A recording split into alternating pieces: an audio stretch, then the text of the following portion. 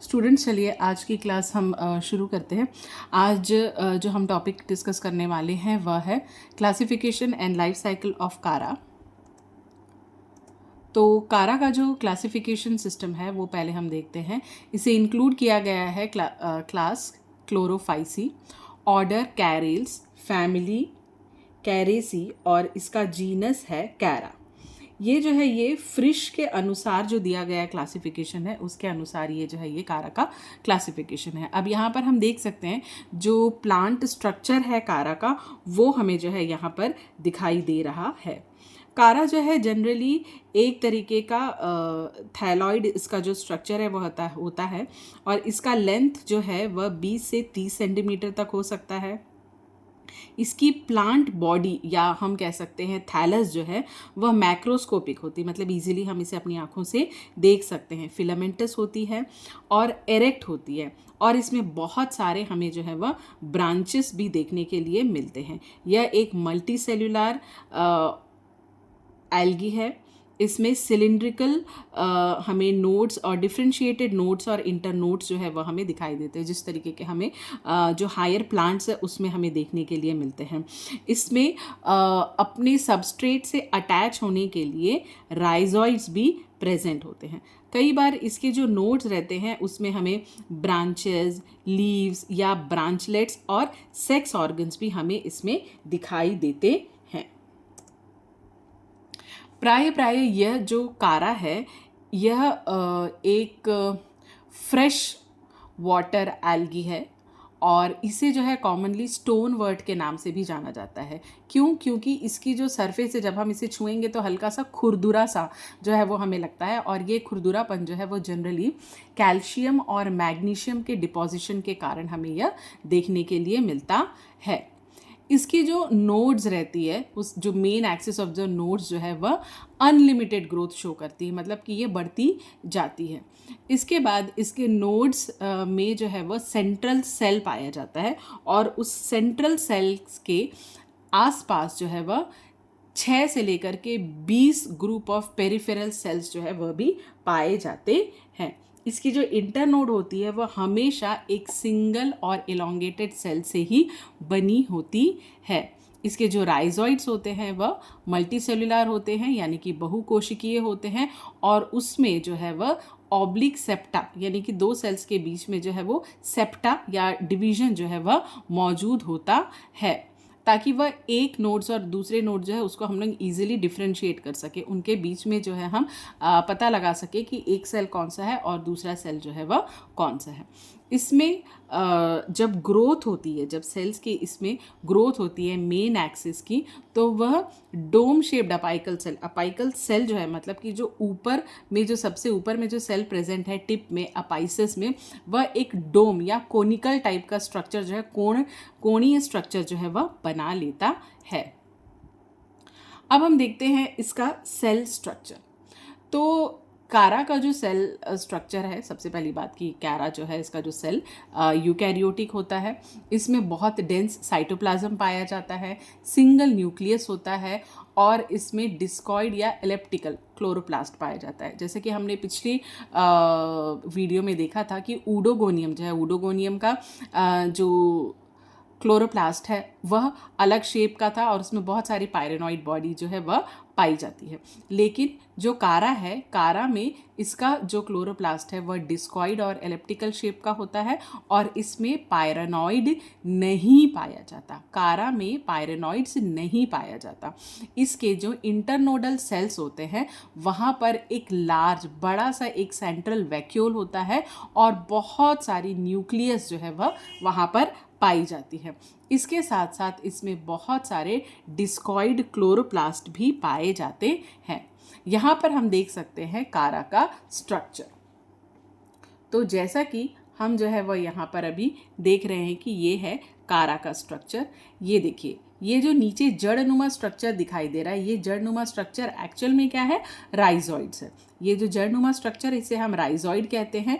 उसके बाद ये है इसका मेन एक्सिस, ये है मेन एक्सिस और इस मेन एक्सिस में साइड में निकली हुई जो ब्रांचेस है उसे हम कहते हैं प्राइमरी लेटरल्स। जो ब्रांचेस निकली हुई है उसे हम कहते हैं प्राइमरी लेटरल्स। और ये जो है ये बहुत ज़्यादा लंबी नहीं होती है, इसीलिए हम इसे कहते हैं शूट्स ऑफ लिमिटेड ग्रोथ। ये है शूट्स ऑफ लिमिटेड ग्रोथ। इसके बाद हम देख सकते हैं कि इसी के साइड से, इसके साइड से जो है वो एक और ब्रांच निकली हुई है, और ये जो ब्रांच है इस ब्रांच को हम कहते हैं, यहाँ पे साइड में हम देखेंगे कि इसकी जो ब्रांच निकली हुई है इस ब्रांच को हम कहते हैं shoots of unlimited growth. Side में जो है हम देखेंगे कि शूट ऑफ अनलिमिटेड ग्रोथ, यहाँ पर जो है ये शूट ऑफ अनलिमिटेड ग्रोथ जो है वह प्रेजेंट है, यानी कि ये काफ़ी लंबा बढ़ता जाता है। हम देख सकते हैं ये शूट जो है वह छोटा है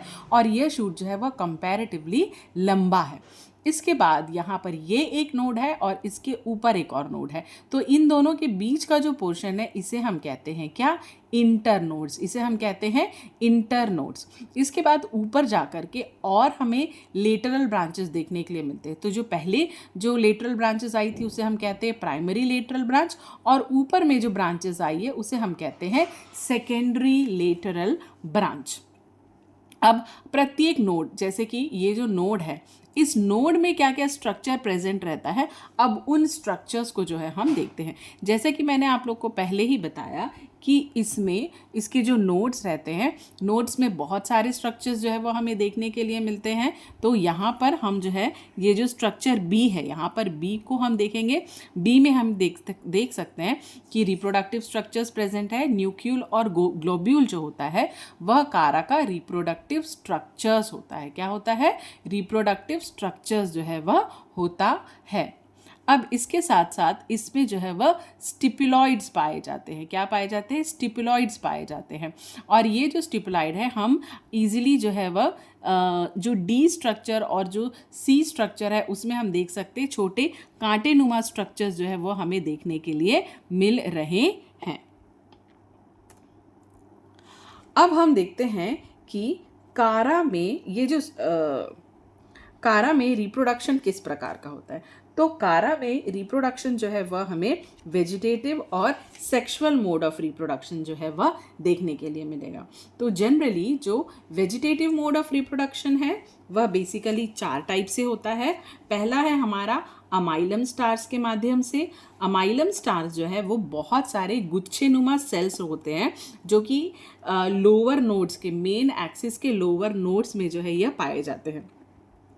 हम डी स्ट्रक्चर में देख सकते हैं कि डी स्ट्रक्चर में हमें जो है वह स्टार नुमा जो स्ट्रक्चर है वह देखने के लिए मिल रहा है, क्योंकि ये जो है ये स्टार नुमा शेप बनाते हैं, इसीलिए जो है हम इसे स्टार कहते हैं। और इसमें एक प्रकार का स्टार्च जो है वो पाया जाता है जो है अमाइलम स्टार्च, इसीलिए हम इसे अमाइलम स्टार्स कहते हैं। और ये जो है अमाइलम स्टार्स यदि किसी पौधे से गिरकर अलग हो जाते हैं तो जर्मिनेट होने पर ये नया पौधा बनाने की क्षमता रखते हैं। इसके बाद दूसरा आता है बल्बिल्स। बल्बिल्स जो है ये बल्बिल्स जो है ये छोटे छोटे एग शेप्ड स्ट्रक्चर्स होते हैं या ट्यूबर लाइक स्ट्रक्चर्स होते हैं जो कि राइजॉइड्स के ऊपर बनते हैं, और ये एक तरीके के पेरिनेटिंग बॉडी हैं। और ये बल्बिल्स जो हैं जब ये पौधे से अलग होते हैं तो बल्बिल्स भी पौधे से अलग होकर के नया प्लांट बनाने की क्षमता रखते हैं। इसके बाद आता है प्रोटोनिमा या सेकेंडरी प्रोटोनिमा। सेकेंडरी प्रोटोनिमा जो है ये कभी कभी जो एडवेंटिशियस प्रोटोनिमा टाइप का जो स्ट्रक्चर है वह बन जाता है, यानी कि एक तरीके का आउटग्रोथ जो है वो हमें देखने के लिए मिलता है जब पौधा जो है वो पुराना हो जाता है। पुराने होने के बाद हाइबरनेशन कंडीशन में या रेस्टिंग कंडीशन में पहुंच जाता है, तो उसके बाद जो वो बचा हुआ जो पोर्शन है उस बचे हुए पोर्शन को हम यहाँ पर क्या कह रहे हैं, प्रोटोनिमा कह रहे हैं। और यही प्रोटोनिमा जो है जब उसे जैसे ही फेवरेबल कंडीशन मिलता है तो ये जो है यह ग्रो होकर के नया प्लांट बनाने की क्षमता रखता है। इसके बाद आता है हमारा अमॉर्फस बल्बिल्स। अमॉर्फस बल्बिल जो है ये भी ट्यूबर लाइक यानी कंद की तरह छोटे छोटे राउंड स्ट्रक्चर्स होते हैं जो कि राइजॉइड्स के नोड में बनते हैं। और ये बल्बिल्स जो है ये राउंड बेसिकली इनके होने का मतलब इसलिए है क्योंकि ये जो है वो फूड स्टोर करके रखते हैं। जैसे कि बहुत सारे हम लोगों ने प्लांट्स में देखे हैं कि जैसे कंद होते हैं, उसी प्रकार का यदि हम कहें तो एक प्रकार का कंदनुमा स्ट्रक्चर ही है। और ये जब प्लांट से अलग होता है तो अलग होने के बाद जो है ये नया पौधा बनाने की क्षमता रखता है और पौधे से अलग होकर के ये नया पौधा भी बनाता है। चलिए अब आते हैं हम सेक्सुअल रिप्रोडक्शन में। तो जब हम बात करते हैं सेक्सुअल रिप्रोडक्शन की, तो यहाँ पर कारा जो है इसमें याद रखेंगे ए सेक्सुअल रिप्रोडक्शन जो है वह कारा में वह एब्सेंट होता है। केवल यहाँ पर 2 मोड ऑफ रिप्रोडक्शन पाए जाते हैं। पहला है हमारा एसेक्सुअल मोड ऑफ रिप्रोडक्शन और दूसरा है हमारा सेक्सुअल मोड ऑफ रिप्रोडक्शन। और सेक्सुअल मोड ऑफ रिप्रोडक्शन भी यहाँ पर एडवांस्ड oogamous टाइप का होता है। एडवांस्ड oogamous टाइप का मतलब कि यहाँ पर मेल और फीमेल रिप्रोडक्टिव ऑर्गन जो है वह दोनों अलग अलग होते हैं। मेल और फीमेल रिप्रोडक्टिव स्ट्रक्चर्स जो है वह दोनों अलग अलग होते हैं। अब जैसे कि हम यहाँ पर देखते हैं कि एक यहाँ पर हमें राउंड स्ट्रक्चर जो है वह नज़र आएगा। नीचे हम जो है वह ये साइड में हम कारा का स्ट्रक्चर जो है वो हमें देखने के लिए मिल रहा है। तो यहाँ पर हमें ये ब्राउन कलर का राउंड स्ट्रक्चर जो है वह नज़र आ रहा है। और दूसरा जो है ये जस्ट इसके ऊपर हमें ग्रीन कलर का एक और स्ट्रक्चर जो है वो हमें देखने के लिए मिलता है। ये एक स्ट्रक्चर हमें देखने के लिए मिल रहा है और दूसरा जो है वह ये स्ट्रक्चर देखने के लिए मिल रहा है। तो ये जो राउंड सा जो स्ट्रक्चर है, इस राउंड स्ट्रक्चर को हम कहते हैं क्या? ग्लोब्यूल। ये जो राउंड स्ट्रक्चर है, इस राउंड स्ट्रक्चर को हम कहते हैं ग्लोब्यूल। और यह राउंड ग्लोब्यूल जो है वह है कुछ और नहीं, ये है हमारा male reproductive organ. This is the male reproductive organ. जो राउंड गोल सा स्ट्रक्चर है वह है हमारा ग्लोब्यूल। गोल होने के कारण यह ग्लोब्यूल है और ये है हमारा मेल रिप्रोडक्टिव ऑर्गन। इसके ऊपर जो सुराही नुमा स्ट्रक्चर हमें ग्रीन कलर का दिख रहा है, that structure is called as, ये जो सुराही नुमा स्ट्रक्चर दिख रहा है, इस सुराही नुमा स्ट्रक्चर को हम कहते हैं न्यूक्यूल। और ये जो है ये है फीमेल रिप्रोडक्टिव ऑर्गन। ये जो है ये क्या है हमारा? Female reproductive organ. चलिए अब देखते हैं ये पाया कहाँ पर जाता है। तो ये हम प्रीवियस जो स्ट्रक्चर जब हमने डिस्कस किया था उसमें ही देख लिए थे कि ये ग्लोब्यूल और न्यूक्यूल जो है ये नोड्स में पाए जाते हैं। कहाँ पर पाए जाते हैं? नोड्स ऑफ ब्रांचेस में ये ग्लोब्यूल और न्यूक्यूल जो है यह पाए जाते हैं। इसके साथ साथ इसमें कई बार स्टिप्यूल्स और सेकेंडरी लेटरल्स भी प्रेजेंट होते हैं। आइए अब हम डिटेल में देखते हैं कि इनका स्ट्रक्चर जो है वह किस प्रकार से होता है। ठीक है, तो सबसे पहले हम यहाँ पर देखते हैं कि ये जो है हमारा नोड है। ठीक है, और इस नोड में ये जो सेल है, इस सेल को हम कहते हैं क्या? Nodal cell. ठीक है, और इसी नोडल सेल से यहाँ पर 2 पेडाइसल्स होते हैं। पेडाइसल्स का मतलब क्या होता है? वो एक ऐसा स्टेज है जिसमें से कि हमारा जो है वह ग्लोब्यूल और न्यूक्यूल उसमें अटैच होगा। तो एक पेडाइसल जो है वह न्यूक्यूल के अटैचमेंट के लिए है और दूसरा पेडाइसल जो है वह ग्लोब्यूल के अटैचमेंट के लिए है। चलिए तो सबसे पहले हम देखते हैं ग्लोब्यूल का स्ट्रक्चर। तो ये पेडाइसल है, पेडाइसल यानी कि अटैचमेंट ऑफ सेल्स के लिए। ठीक है, तो ये और ये जो है ये पेडाइसल सेल्स हो गए। अब इन पेडाइसल सेल्स के बाहर एक टायर का जो ऐसे आउटलाइन होती है उस तरीके का एक सेल्यूलर स्ट्रक्चर है। ठीक है, तो इस बाहरी आवरण को हम कहते हैं क्या? Shield cells. बाहरी आवरण को हम कहते हैं क्या? Shield cells. ठीक है, और उस शील्ड सेल्स के जैसे ही हम अंदर जाते हैं तो अंदर जाने के बाद हमें थोड़ा सा 4 स्पेसेस हमें नज़र आता है। ठीक है, और ये जो 4 स्पेसेस हैं, these 4 spaces are called as the manubrium. इसे हम कहते हैं मेन्यूबीरियम। शील्ड सेल्स के अंदर बीच में हमारा क्या प्रेजेंट रहता है? मेन्यूबीरियम प्रेजेंट होता है। अब इस मेन्यूबीरियम, यहाँ पर हमारे क्या प्रेजेंट है? मेन्यूबीरियम प्रेजेंट है। अब इस मेन्यूबीरियम के बाद हम देखेंगे कि बीच में हमें 4 सेल्स जो है वो अटैच नज़र आ रहे हैं। ये जो 4 सेल्स हैं ये कहलाते हैं हमारे क्या? प्राइमरी कैपिट्यूलम। इसे हम कहते हैं प्राइमरी कैपिट्यूलम। और इसी प्राइमरी कैपिटेलियम के ऊपर हमारे जो सेल्स प्रेजेंट रहते हैं उन्हें हम कहते हैं सेकेंडरी कैपिटेलियम। अब आप इन प्राइमरी कैपिटेलियम के ऊपर हम सेकेंडरी कैपिटेलियम को देख सकते हैं, और उसके ऊपर जो है वो धागे नुमा जो स्ट्रक्चर हमें नज़र आ रहे हैं, उन धागे नुमा स्ट्रक्चर को हम कहते हैं एंथेरिडियल फिलामेंट्स, उन्हें हम कहते हैं एंथेरिडियल फिलामेंट्स। चलिए अब हम मूव ऑन करते हैं फीमेल रिप्रोडक्टिव ऑर्गन की तरफ। तो फीमेल रिप्रोडक्टिव ऑर्गन जो है ये हम देख सकते हैं कि फीमेल रिप्रोडक्टिव ऑर्गन जो है वह हमारा कैसा है। तो इस फीमेल रिप्रोडक्टिव ऑर्गन में जो है वो हमारे पेडिसल सेल्स है। पेडिसल सेल्स के जस्ट ऊपर जो है वो सेंट्रल सेल प्रेजेंट है, और सेंट्रल सेल के ऊपर है हमारा स्टार्क सेल। सेंट्रल सेल्स के ऊपर है स्टार्क सेल। स्टार्क सेल्स जो है आप देखेंगे कि पूरा का पूरा न्यूक्लियस जो है वह एक प्रकार के सेल्स से कवर्ड है, और उन सेल्स को हम कहते हैं ट्यूब सेल्स, जो कि बाहर प्रेजेंट है। ठीक है, और उसके बाद सबसे ऊपर जो ताजनुमा स्ट्रक्चर हमें दिख रहा है, जो हमें ताजनुमा सेल्स दिखाई देते हैं, उन सेल्स को हम कहते हैं कोरोनरी सेल्स। उन सेल्स को हम कहते हैं कोरोनरी सेल्स। और बीच में जो पूरा बड़ा सा जो पोर्शन है that is nothing but the ovum. बीच में जो बड़ा सा जो पोर्शन है दैट इज द ओवम, और उसके अंदर हमारा जो है वह फीमेल न्यूक्लियस प्रेजेंट है। अब यहाँ पर जो है वही सेम चीज़ हमारी जो नेक्स्ट फिगर में है वह दिया हुआ है, that is the structure of the globule, जो कि अभी हम लोगों ने प्रीवियस इसमें जो है वह डिस्कस किया। और उसके साथ साथ में जो एंथेरिजॉइड है, ये जो एंथेरिडियल फिलामेंट है, इसमें से एंथेरिजॉइड्स बनेंगे, और एंथेरिजॉइड का स्ट्रक्चर जो है वो किस प्रकार का होता है वह यहाँ पर दिया हुआ है। तो एंथेरिजॉइड जो है ये एक बाइफ्लैजिलेट स्ट्रक्चर है। कैसा है? बाइफ्लैजिलेट स्ट्रक्चर है। अब इसके बाद हम देखते हैं कि किस प्रकार से जो है वह इसमें डेवलपमेंट हो रहा है। डेवलपमेंट इन द सेंस कि न्यूक्लियस और ग्लोब्यूल जो है वह किस प्रकार से बनते हैं, यानी कि ये जो मेल और फीमेल रिप्रोडक्टिव ऑर्गन है इनका फॉर्मेशन जो है वो कैसे होता है। तो सबसे पहले जो डेवलपमेंट ऑफ ग्लोब्यूल है, तो ग्लोब्यूल का डेवलपमेंट सबसे पहले क्या होता है कि कोई भी एक पेरिफेरल एडैक्सियल सेल जो है, नोड का कोई भी पेरिफेरल एडैक्सियल सेल जो है वह पेरिक्लिनिकली डिवाइड होता है 2 सेल्स में, और डिवाइड होने के बाद जो आउटर मोस्ट या बाहर वाला जो सेल है वह एंथेरिडियल इनिशियल सेल की तरह काम करने लगता है। किसकी तरह काम करने लगता है? एंथेरिडियल इनिशियल सेल्स की तरह काम करने लगता है। फिगर ए में देखेंगे, और उसके नीचे वाला जो सेल है वह कहलाता है नोडल सेल।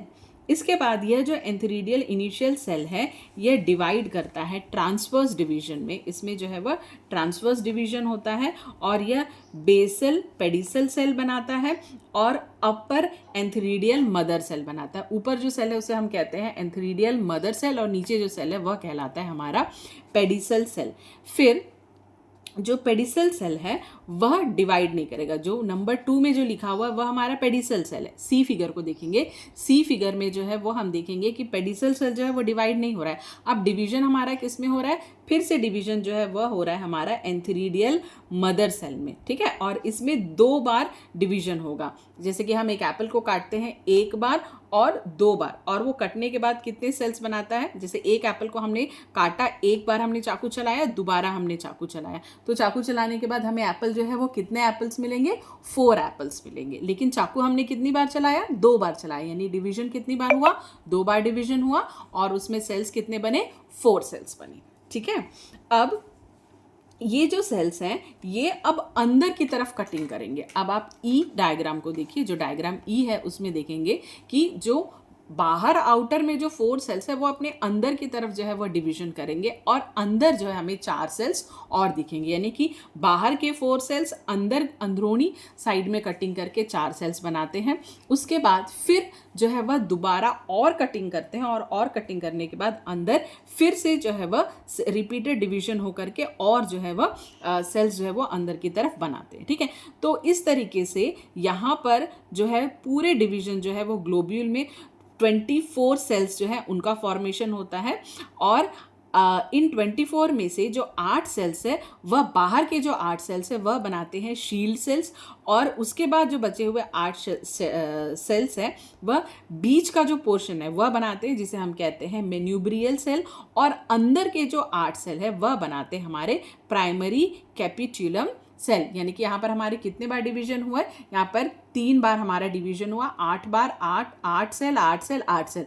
तो बाहर के जो 8 सेल हैं वह बनाते हैं शील्ड सेल्स, और उसके अंदर की साइड जो 8 सेल प्रेजेंट है वो बनाएंगे मेन्यूबीरियल सेल, और उसके यानी कि सबसे अंदरूनी साइड में जो सेल्स प्रेजेंट है वह बनाएंगे हमारे प्राइमरी कैपिट्यूलम सेल। ये फिगर F देख करके आपको समझ में आ जाएगा। ठीक है, इसके बाद जो एंथेरिडियल फिलामेंट की बात कर रहे हैं हम, तो एंथेरिडियल फिलामेंट जो है वो जनरली बहुत सारे रेक्टेंगुलर सेल्स से मिलकर के बना होता है, और इन सेल्स को हम कहते हैं क्या, स्पर्मेटोसाइट्स या एंड्रोसाइट्स। ठीक है, और नंबर ऑफ सेल्स इसमें जो है प्राय कितने नंबर ऑफ सेल्स होते हैं हर एक फिलामेंट में, तो हर एक फिलामेंट में 5 से लेकर के 25 सेल्स प्रेजेंट होते हैं। और ये जो प्रोटोप्लाज्म होता है इन स्पर्मेटोसाइट्स का, वही प्रोटोप्लाज्म जो है वह अपने आप को मॉडिफाई करता है, और मॉडिफाई करने के बाद वह बनाता है बायफ्लैजिलेटेड स्पर्म। बायफ्लैजिलेट का मतलब, अच्छा अब आप यहाँ पे देखिए जो जे फिगर है उसमें हमें न्यूक्लियस दिख रहा है, ठीक है, और उसमें साइटोप्लाज्म भी दिख रहा है। अब यही जो साइटोप्लाज्म है वो हमें फिलामेंट टाइप का जो स्ट्रक्चर है वो बनता हुआ दिखाई दे रहा है कि नहीं। तो इस प्रक्रिया को हम कहते हैं, जे से जो के के बीच की जो प्रक्रिया है, यहाँ पर जो है वो स्पर्मेटोजेनेसिस की प्रक्रिया हो रही है। कौन सी प्रक्रिया हो रही है, स्पर्मेटोजेनेसिस की प्रक्रिया हो रही है। और फाइनली जो है हम देखते हैं कि हमारा जो है वो एंथेरोजॉइड बन रहा है, और ये एंथेरोजॉइड जो है वो फिलामेंट शेप का है थोड़ा सा, और इसमें जो है वो 2 फ्लैजिला प्रेजेंट है, इसीलिए हम इसे क्या कहते हैं, बाई फ्लैजिलेटेड एंथेरोजॉइड्स का फॉर्मेशन होता है। ठीक है, चलिए अब हम मूव ऑन करते हैं फीमेल रिप्रोडक्टिव ऑर्गन में। फीमेल रिप्रोडक्टिव ऑर्गन यानी कि हमारा न्यूक्यूल। ठीक है, अब ये जो न्यूक्यूल है जनरली, पहले आप फिगर H को देखिए, H फिगर को पहले हम देखते हैं। ठीक है, तो फिगर H जो है इसमें हमें न्यूक्यूल देखने के लिए मिल रहा है। ये न्यूक्यूल एक फ्लास्क शेप स्ट्रक्चर है। फ्लास्क यानी कि जो हमारे घर में जो गमले रखे होते हैं ना, जिसमें कि हम फ्लावर रखते हैं, या हम जिसे फ्लावर पॉट कहते हैं, गुलदान जो कहते हैं, बिल्कुल उसी शेप का है ये। ठीक है, और ऊपर जो इसके क्राउन जैसे 3 सेल्स हमें दिखाई दे रहे हैं उसे हम कहते हैं क्या, कोरोना सेल्स। ठीक है, वो वाला कोरोना नहीं जो कि जिसके कारण जो है बहुत सारी डेथ्स और वायरस के कारण जो हुआ था, वो कोरोना नहीं, इस सेल का नाम ही है क्या, कोरोना सेल्स। ठीक है, अब ये जो कोरोना सेल्स है इसके साइड्स में आप देखेंगे कि और छोटे छोटे सेल्स प्रेजेंट है। ठीक है, जो कि एक लेयर की तरह है, ऊपर से लेकर के नीचे तक प्रेजेंट है। इन सेल्स को हम कहते हैं क्या, ट्यूब सेल्स। इन्हें हम क्या कहते हैं, ट्यूब सेल्स कहते हैं। ठीक है, जनरली क्या होता है, जैसे कि टायर का जो ट्यूब होता है ना, वैसे ही ट्यूब है, और उसके अंदर जैसे हवा भरी होती है, वैसे ही जो है हमारा एग जो है यहाँ पर है। ठीक है, अब इसके बाद ये जो हमारा ट्यूब सेल्स है उसके अंदर बीच में क्या प्रेजेंट है, हमारा एग सेल्स प्रेजेंट है। अब एग सेल जो है वो किसी चीज़ के ऊपर रेस्ट करेगा, है ना, मतलब कि उसको अटैचमेंट के लिए कुछ चाहिए। तो अटैचमेंट के लिए हम देख सकते हैं क्या प्रेजेंट है, यहाँ पे स्टार्क सेल्स प्रेजेंट है। क्या प्रेजेंट है, स्टार्क सेल्स प्रेजेंट है। और स्टार्क सेल्स के नीचे हमारा सेंट्रल नोडल सेल्स है, और ये सेंट्रल नोडल सेल्स जो है वो एक मेन सेल से अटैच है, जिसे हम कहते हैं क्या, पेडिसल सेल्स। इसे हम कहते हैं क्या, पेडिसल सेल्स। ठीक है, चलिए अब हम देखते हैं कि किस प्रकार से न्यूक्यूल का डेवलपमेंट होता है। तो न्यूक्यूल के डेवलपमेंट के टाइम पर भी कोई भी अपर पेरिफेरल सेल, यानी कि ऊपर की तरफ जो सेल प्रेजेंट है, ऊपर में थोड़ी साइड की तरफ जो सेल प्रेजेंट होता है नोड में, वह अपने आप साइज में बड़ा हो जाता है, और बड़ा होने के बाद वह ऊगोनियल इनिशियल सेल्स की तरह जो है वह काम करने लग जाता है। मतलब बाकी सेल्स की अपेक्षा में इसका सेल, इस सेल का साइज जो है वो थोड़ा सा बड़ा हो जाता है, और अपने आप को ये जो है वो ऊगोनियल इनिशियल सेल की तरह मार्क कर लेता है। ठीक है, अब इसमें जो है वह 2 माइटोटिक डिवीजन होते हैं, और ये 2 माइटोटिक डिवीजन होने के बाद जो है इसमें 3 सेल्ड फिलामेंट बनता है। ठीक है, क्या बन रहा है, इस पे 3 सेल्ड फिलामेंट बनता है। जो लोअर मोस्ट सेल है उसे हम कहते हैं पेडिसल या स्टार्क। उसे हम कहते हैं क्या, पेडिसल या स्टार्क ऑफ द न्यूक्यूल। और उसके ऊपर जो सेल है वह कहलाता है नोडल सेल, और सबसे ऊपर जो सेल है वह कहलाता है हमारा ऊगोनियल मदर सेल। ठीक है, अब ये जो मिडिल वाला जो सेल है, ठीक है, ये जो मिडिल वाला सेल है, जो नोडल सेल है, उसमें जो है वो वर्टिकल डिवीजन होगा, यानी कि लंबाई में उसमें डिवीजन होगा। और ये जो है ये क्या बनाएगा, 5 शीथ इनिशियल सेल्स बनाता है। क्या बनाता है? 5 शीथ इनिशियल सेल्स बनाता है। और एक बीच में जो प्रेजेंट रहेगा वह सेंट्रल सेल है, और इसके आजू बाजू उसको सराउंड करते हुए, शीथ का मतलब होता है कवरिंग, ठीक है, तो उसको कवर करते हुए जो है वह 5 सेल्स जो है वह प्रेजेंट रहेंगे, ठीक है। इसमें से जो टर्मिनल होता है, टर्मिनल यानी कि जो सबसे बाहर की तरफ या नीचे की तरफ जो प्रेजेंट रहता है, वह जो टर्मिनल सेल्स है वह ऊगोनियल मदर सेल की तरह काम करेगा, और धीरे धीरे वह अपना जो साइज है वो थोड़ा सा लंबा करेगा, ठीक है। और लंबा करने के बाद जो है ये कहलाएगा हमारा ऊगोनियल सेल, यानी कि जो अपर सेल है वो कहलाएगा ऊगोनियल सेल, और नीचे के सेल जो है वो ट्रांसवर्स उसमें डिवीजन होंगे, और डिवीजन होने के बाद वह बनाएंगे हमारे स्टार्क सेल। स्टार्क यानी कि अटैचमेंट के लिए जो डंडी नुमा जो स्ट्रक्चर है वह ये बनाएंगे, ठीक है।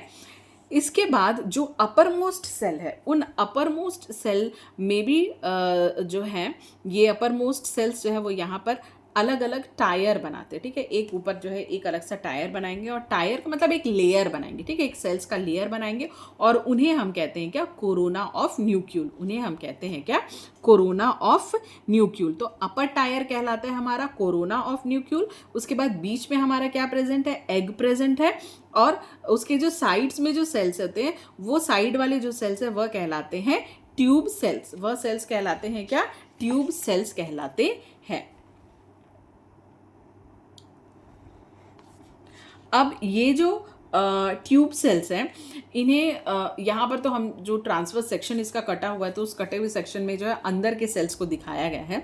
लेकिन जनरली ये जो ट्यूब सेल्स है ना, ये बिल्कुल ऐसा रहता है कि ऐसा लगेगा आपको देखने पर कि उसके ऊपर इसे लपेटा गया है। जो भी सेल्स इसके ऊपर बन रहे हैं उनके ऊपर इसे जो है ट्यूब सेल्स को लपेटा गया है, और ये जो है ये कवर कर रहे हैं किसको, हमारे एग सेल्स को पूरी तरीके से कवर कर रहे हैं, ठीक है।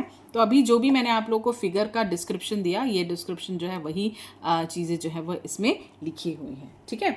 चलिए अब आते हैं हम fertilisation and germination of the zygote, ठीक है। तो जस्ट बिफोर फर्टिलाइजेशन जो ट्यूब सेल्स होते हैं, यानी कि जो बाहर में जो ट्यूब सेल्स प्रेजेंट होते हैं, न्यूक्लियल को मेरे ख्याल से न्यूक्लियल को जो प्रोटेक्शन देने के लिए उसके ओर जो है वो लपेटे होते हैं, वो क्या करते हैं, वो स्लाइटली सेपरेट हो जाते हैं, मतलब हल्का सा वो खुल जाते हैं, एक दूसरे से थोड़ा सा अलग हो जाते हैं, ठीक है, ताकि कोरोना जो है उसके पास एक छोटा सा नैरो स्लिट बन जाए। स्लिट यानी कि छोटा सा ओपनिंग या छोटा सा कट जो है वह बन जाए, ठीक है। और इसी स्लिट या इसी कट के माध्यम से जो एंथेरिजॉइड है वह ऊगोनियम के अंदर एंटर करता है, ठीक है। और जैसे ही वह ऊगोनियम के अंदर एंटर करता है, तो एंटर करने के बाद वह ऊगोनियम के अंदर एग न्यूक्लियस प्रेजेंट है, उस एग न्यूक्लियस के साथ जो एंथेरिजॉइड है उसका न्यूक्लियस जो है वो फ्यूज करेगा। ऊगोनियम यानी कि मदर सेल, और जो एंथेरिजॉइड है यानी कि वो पैटर्नल है, ठीक है।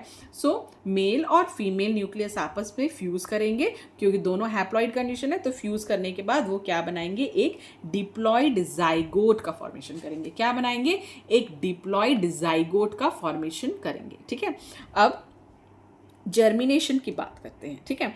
तो ये जो डिप्लॉइड जाइगोट है, ये अपने आप का जो सेल है उसको वो क्या करेगा, थोड़ा सा थिकन करेगा, ठीक है। नाउ अब ये जो है ये अपाइकल पोल की तरफ मूव करता है। क्या, हमारा जो डिप्लॉइड जाइगोट का जो न्यूक्लियस है ये अपाइकल यानी कि ऊपर की तरफ जो है ये मूव करेगा, ठीक है। और इसमें मियोटिक डिवीजन होगा। कैसा डिवीजन होगा, मियोटिक डिवीजन होगा, ठीक है। अब पहले तो ये हमारा डिप्लॉइड कंडीशन में था, उसके बाद इसमें मियोसिस होगा, तो ये 4 हैप्लॉइड न्यूक्लियस बनाएगा, ठीक है। और ये जो न्यूक्लियस है ये सब के सब जो है वो ऊपर की तरफ सबसे टीप में जो है ये सारे के सारे अरेंज हो जाएंगे, ठीक है। तो यहाँ पर हम देख सकते हैं ये हैप्लॉइड न्यूक्लियस जो है वो किस तरीके से यहाँ पर अरेंज हो गए हैं, ठीक है। अब इसके बाद जो सबसे ऊपर वाला जो न्यूक्लियस होता है, यहाँ पर हम देख सकते हैं कि सबसे ऊपर वाला जो न्यूक्लियस है वह क्या हो गया, बाकी 3 न्यूक्लियस से यह अलग हो गया है। एक न्यूक्लियस जो है वो बाकी न्यूक्लियस से अलग हो गया है और नीचे के जो 3 न्यूक्लियस है वह डीजेनरेट हो जाते हैं। डीजेनरेट हो जाते हैं यानी कि मतलब अब उनका काम नहीं है, तो वो जो है वो धीरे धीरे करके ख़त्म हो जाते हैं, ठीक है।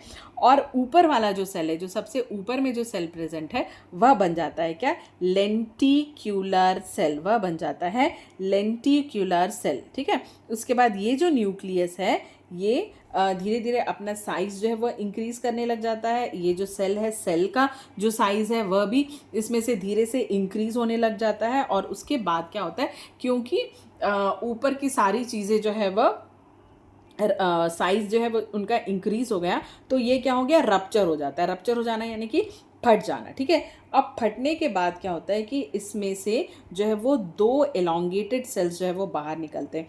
एक सेल कहलाता है राइजॉइड इनिशियल सेल और दूसरा कहलाता है प्रोटोनीमल इनिशियल सेल, ठीक है। तो जैसे कि जैसे हम सीड को जर्मिनेट करने के लिए रखते हैं, ठीक है। तो सीड को जब हम जर्मिनेट करने के लिए रखते हैं या अंकुरण करने के लिए रखते हैं, तो उसमें क्या होता है कि रूट एक तरफ से बनता है और दूसरी तरफ जो है वो शूट इनिशियल बनता है कि नहीं। तो वैसे ही यहाँ पर जो है वह हमारा क्या बन रहा है, राइजॉइड इनिशियल यानी कि जिससे जड़ बनना है, और दूसरा है प्रोटोनिमा यानी कि जिससे कि पूरा का पूरा प्लांट ग्रीन फिलामेंट जो है वह बन करके हमारा तैयार होगा, ठीक है। तो राइजॉइड इनिशियल जो है वह कलरलेस राइजॉइड बनाएंगे और जो प्रोटोनिमा है वह क्या बनाएगा, एरेक्ट यानी कि प्लांट का जो स्ट्रक्चर है, ग्रीन फिलामेंट स्ट्रक्चर जो है वह बनाएगा, ठीक है। तो इस प्रकार से ये जो ग्रीन स्ट्रक्चर जो है प्लांट का वो बनेगा, उसमें नोड्स बनेंगे, इंटरनोड्स बनेंगे, उसमें जो है वो पूरा का पूरा प्राइमरी के बाद फिर जो राइजॉइड स्ट्रक्चर उसमें हमें सेकेंडरी राइजॉइड्स भी देखने के लिए मिलेगा, एंड पूरा का पूरा जो हमारा प्लांट लाइक स्ट्रक्चर जो है वो कारा का बन करके हमारे सामने आएगा, ठीक है। अब यहाँ पर हम देखते हैं लाइफ साइकिल ऑफ द कारा, ठीक है। तो कारा जो है इसका लाइफ साइकिल यदि हम देखें तो जैसे कि हमने पहले ही डिस्कस किया कि ये जो है केवल 2 तरीके का इसका लाइफ साइकिल होता है। एक है एसेक्सुअल रिप्रोडक्शन और दूसरा है हमें देखने के लिए मिलता है इसमें सेक्सुअल रिप्रोडक्शन। तो एसेक्सुअल मोड ऑफ रिप्रोडक्शन जो किस प्रकार के होते हैं, सेकेंडरी प्रोटोनिमा के माध्यम से, बल्बिल के माध्यम से, अमाइलम स्टार्च के माध्यम से और अमॉर्फस बल्बिल के माध्यम से, ठीक है।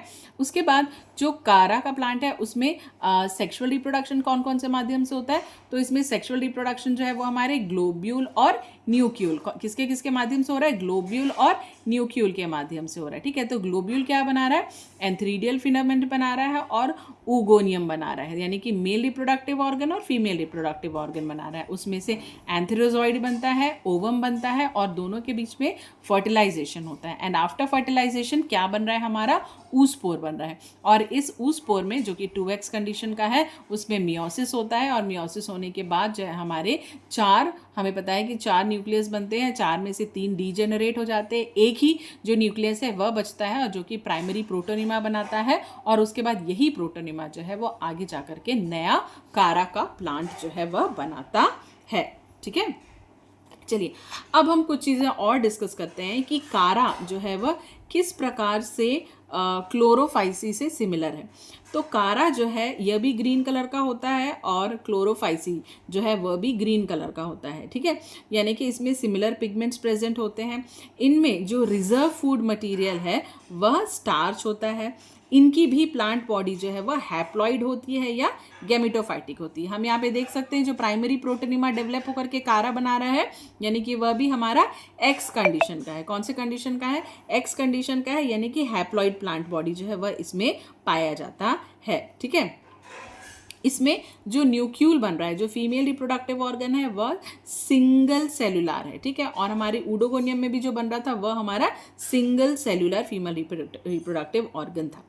ये तो था हमारा similarity between the Charophyceae and the Chlorophyceae. अब देखते हैं दोनों के बीच में डिफरेंस क्या है, ठीक है। तो सबसे पहला डिफरेंस है कि जो क्लोरोफाइसी है उसमें हमारे नोड और इंटरनोड नहीं प्रेजेंट था। यदि आप देखेंगे ऊडोगोनियम का स्ट्रक्चर तो वह सिंगल फिलामेंटस स्ट्रक्चर था, उसमें ना नोड प्रेजेंट था ना ही इंटरनोड प्रेजेंट था, ठीक है। लेकिन हमारा जो कैरोफाइसी है उसमें नोड्स और इंटरनोड्स दोनों पाए जाते हैं। यहाँ पर जो ब्रांचेस है उसमें ब्रांचेस नहीं होते, इसमें ब्रांचेस है जो कि डायमॉर्फिक ब्रांचेस है, ठीक है। इसमें रिप्रोडक्टिव जो स्ट्रक्चर्स होते हैं उनके बाहर एक जैकेट प्रेजेंट होता है, जैसे कि हमारे जो ट्यूब सेल्स होते हैं ना, वो ट्यूब सेल एक तरीके से जैकेट का काम कर रहा है, ठीक है। और यहाँ पर जो है जूस्पोर्स एब्सेंट होते हैं। क्या एब्सेंट होते हैं? इसमें जूस्पोर्स जो है वह एब्सेंट होते हैं, ठीक है। अब देखते हैं कि किस प्रकार से ये जो कैरोफाइसी है, ठीक है, या जो कारा है, ये किस प्रकार से ब्रायोफाइट यानी कि जिन्हें पादप जगत के उभयचर कहते हैं, उनसे इनके बीच में क्या रिलेशन है। तो पहला है प्रोटोनिमल स्टेज। दोनों में प्रोटोनिमल स्टेज पाया जाता है। दोनों में कोरोना पाया जाता है जो कि ऊगोनियम के ऊपर प्रेजेंट रहता है, ठीक है। और इनके सेक्सुअल रिप्रोडक्शन में सिमिलैरिटी पाई जाती है। वाटर जो है बहुत असेंशियल है इनके रिप्रोडक्शन के लिए। और इनका जो एंथेरोजॉइड है, लगभग इनका एंथेरोजॉइड जो है वो सिमिलर होता है। और दोनों में यानी कि ब्रायोफाइट में और हमारे कैरोफाइसी में राइजॉइड्स जो है वह प्रेजेंट होते हैं, ठीक है। तो ये था हमारा कारा के बारे में, इसका लाइफ साइकिल और इनका जो जनरल इंट्रोडक्शन है वह। अब इसके बाद जो है वो अगली क्लास में हम जो है वह वाउकेरिया के बारे में पढ़ेंगे। इससे रिलेटेड यदि आपको कोई भी डाउट है तो वह डाउट आप अपनी कॉपी में लिख लीजिए, और लिखने के बाद जो है वो जब क्लासेस होंगी तो उसमें हम उसे डिस्कस करेंगे, ओके। चलिए, ये कुछ छोटे क्वेश्चंस हैं। अगर आप इन क्वेश्चन को अपने ये वीडियो देखने के बाद अगर आप उसे जो है वो सॉल्व करने की कोशिश करेंगे तो ये बहुत अच्छा होगा आपके एग्ज़ाम पॉइंट ऑफ व्यू से। जैसे कि describe the thallus structure of the Chara, इसी प्रकार से क्वेश्चन जो है वो आपको आएंगे इस टॉपिक से। Describe vegetative reproduction in Chara, draw a well labelled diagram of sex organs of Chara, जो ग्लोब्यूल और न्यूक्यूल है दोनों का। Draw a diagrammatic sketch of life cycle of कारा।